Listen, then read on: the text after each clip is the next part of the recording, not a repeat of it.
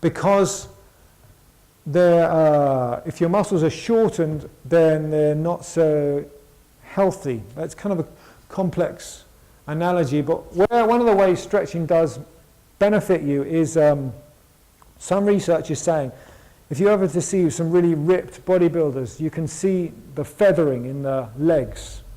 So the common in anatomy textbook, they call it myosin-actin interplay. Basically, that's how a muscle contracts and relaxes. There's two protein bonds that interact with each other.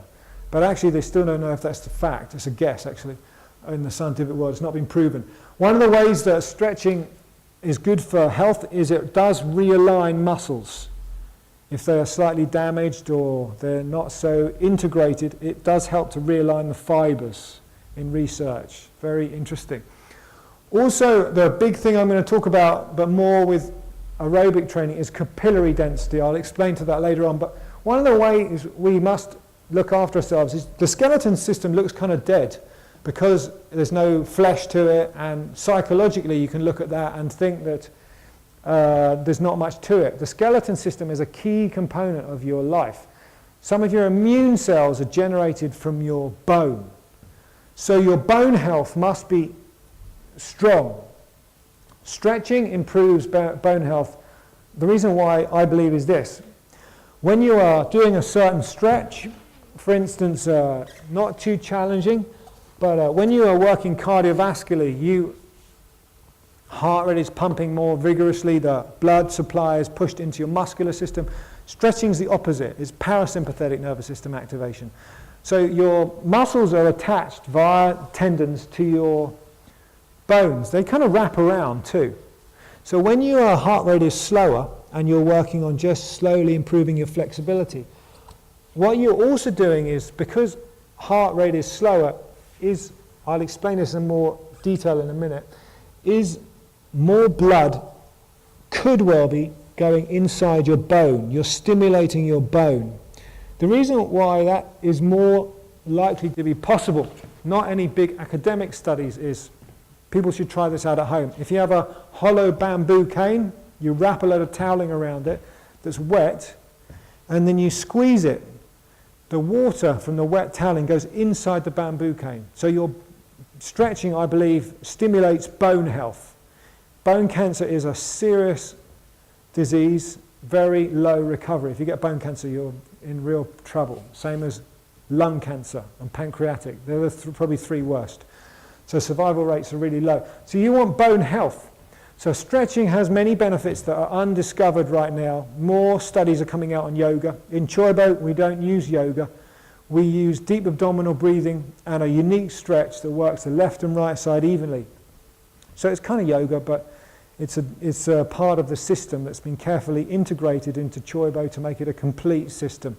So the skeleton system with stretching is important to understand because it's being missed a lot in anatomy and the medical world, how stretching benefits the skeleton system. So, moving on to the exciting part of Choi-Bo is the main exercises or basic techniques or basic exercises. I'm going to be bringing in more with myself and also Connie Payne, the international trainer and spokesperson, is coming up with some original stuff too.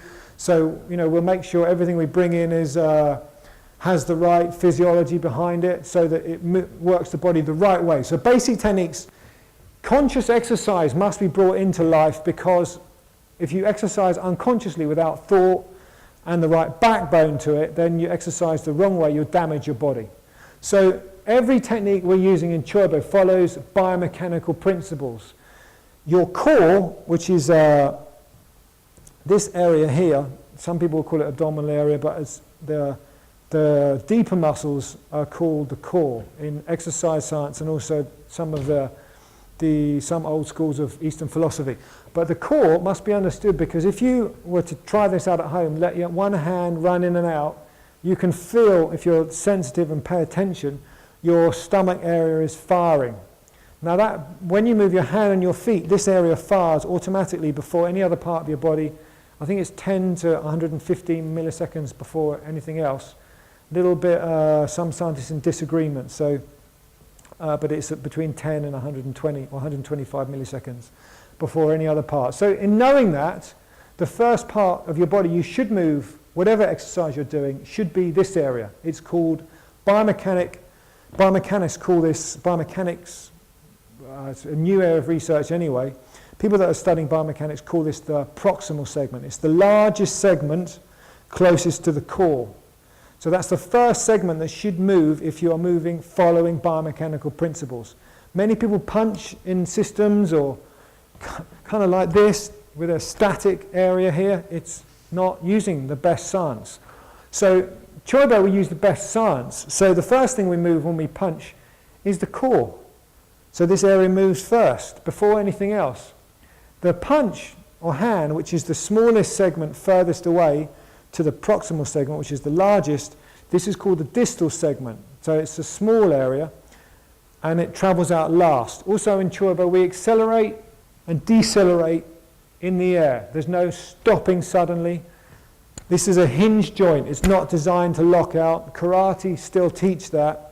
Karate was originally developed by Funakoshi in 1912, and he guessed with the movements. So he created these movements with guesswork. I started off in karate when I was a little boy, so I have a lot of experience in it. So, we had the Mini that was, brought out by Leyland.